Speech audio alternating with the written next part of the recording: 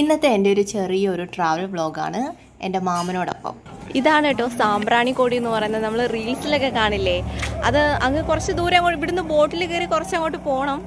അപ്പം നമുക്ക് അങ്ങോട്ടൊന്ന് പോവാം. ഞാൻ ടിക്കറ്റ് എടുക്കട്ടെ. 150 രൂപയാണ് ഒരാൾക്ക് ടിക്കറ്റ് ചാർജ്. അപ്പോൾ ടിക്കറ്റ് എടുത്തിട്ട് വരാം. അങ്ങനെ ഞാൻ ടിക്കറ്റൊക്കെ എടുത്ത് നേരെ ബോട്ടിലേക്ക് കയറാൻ പോവുകയാണ്. ബോട്ടിൽ കയറിയപ്പോൾ ആദ്യം കുറച്ച് പേടിയൊക്കെ ഉണ്ടായിരുന്നു. പിന്നെ കുറച്ച് ദൂരം പിന്നിട്ടപ്പോഴത്തേക്ക് അതൊക്കെ മാറി. ആ കാണുന്ന കണ്ടൽക്കാട് നിറഞ്ഞ പ്രദേശമല്ലേ, അവിടെയാണ് കൊല്ലംകാരുടെ സ്വന്തം സാമ്പ്രാണിക്കോടി. ഇവിടുത്തെ ഒരു പ്രത്യേകതയെന്ന് വെച്ചാൽ അഷ്ടമുടി കായലിൻ്റെ നടുവിലാണ് ഇത് സ്ഥിതി ചെയ്യുന്നത്. അതായത് വെള്ളത്തിൽ മുങ്ങി നിൽക്കുന്ന ഒരു മൺതിട്ടയാണ് ഇവിടെ കേട്ടോ. 1 കിലോമീറ്റർ ചുറ്റളവിൽ ഈ മൺതിട്ടയുണ്ട്.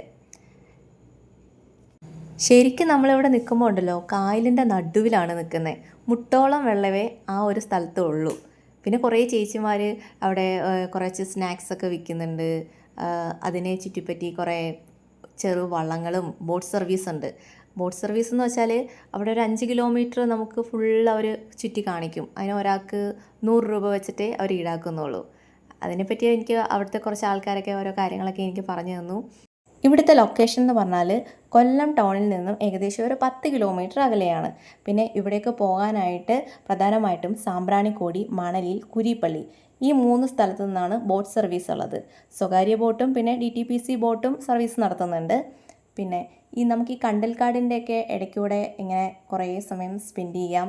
അവിടെ ഇരിക്കാനായിട്ട് ബെഞ്ചുകളും കാര്യങ്ങളൊക്കെ പണിതിട്ടിട്ടുണ്ട്. കായലിൻ്റെ നടുക്ക് നമുക്ക് അവിടെ ഇരുന്ന് പ്രകൃതി ഭംഗിയൊക്കെ ഇങ്ങനെ ആസ്വദിച്ചിരിക്കാം. 9 മണി മുതൽ ഒരു 5 മണി വരെയാണ് അവിടെ സമയം കൊടുത്തിട്ടുള്ളത്. ഇത് ശരിക്കില്ലേ എൻ്റെ അമ്മയുടെ വീടിനടുത്താണ്. പക്ഷെ ഇതേവരെ ഞാൻ ഇവിടെ വന്നിട്ടില്ല, അതാണ് സത്യം. അല്ലാതെ നമ്മുടെ ഇവിടെ അഷ്ടമുടി അമ്പലമുണ്ട്. അമ്പലത്തിനോട് ചേർന്ന് ഇങ്ങനെ ഈ അഷ്ടമുടി കായലുള്ളത്. പക്ഷെ ഇങ്ങനൊരു സ്ഥലത്ത് ഞാൻ ഇന്ന് ആദ്യമായിട്ട് വരികയാണ്. റീൽസിലൊക്കെ കണ്ടിട്ടുണ്ട്. എന്താ പറയുന്നത്, നമ്മുടെ തൊട്ടടുത്തുള്ള സ്ഥലങ്ങളിൽ പോകാറില്ല, ദൂരെയൊക്കെ പോകും. അടിപൊളിയാണ് കേട്ടോ. പക്ഷെ ഞങ്ങളിപ്പോൾ വന്നതൊരു വെയിലുള്ളൊരു സമയമാണ്.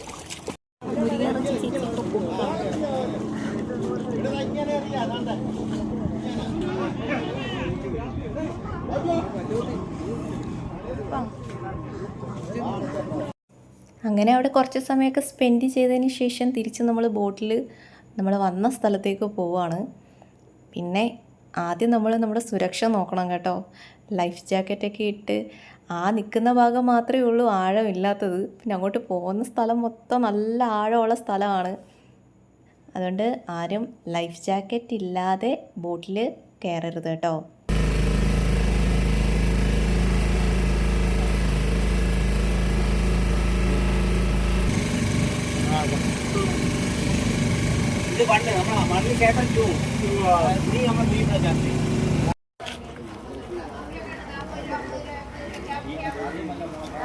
അതിങ്ങനെ പിടിച്ചിട്ട്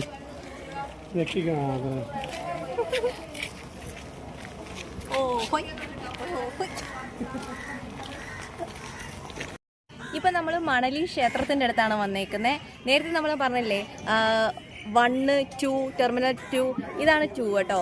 ഇവിടുന്ന് നമ്മൾ ബോട്ടിൽ പോവുകയാണെങ്കിൽ ഒരു 300 മീറ്റർ നമുക്ക് അധികം കൂടെ കിട്ടും കായലിൽ ഇങ്ങനെ കറങ്ങാൻ വേണ്ടിയിട്ട്.